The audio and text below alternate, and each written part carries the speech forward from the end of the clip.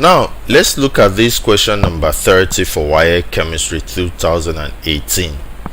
Which of the following criteria, or one of the criteria for confirming the purity of benzene, is to determine its A, heat capacity? Please, this is a mistake, this should be heat capacity.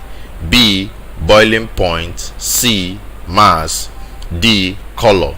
So what is the criteria for confirming purity of benzene? Now it is very important to know the criteria for confirming purity. Criteria for confirming purity, you need to know them so that you don't get confused whenever you say this. Number one is what we call boiling point.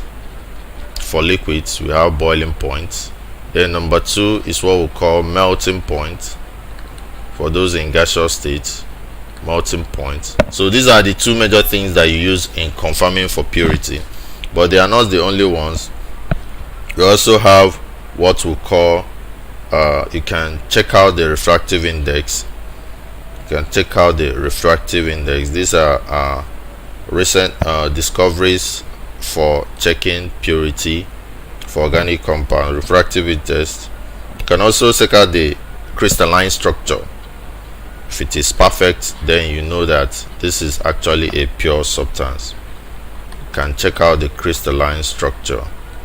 So these are the criteria used in checking for purity. You can also check out what we call specific gravity. You can check out specific gravity, which you can also call relative density. Specific gravity or relative density. So these are the criteria for confirming purity. So now we are looking at for benzene, which is a liquid. So we can actually say that the answer is boiling point, because that is what we use in checking for liquids. Please, this is E, this is heat capacity. So this is the answer. You can see there is nothing like mass inside this one. There's nothing like color. You can actually use chromatography also to check for some solutes, but you know it's not for liquid. It's actually boiling point. Now you have heat capacity.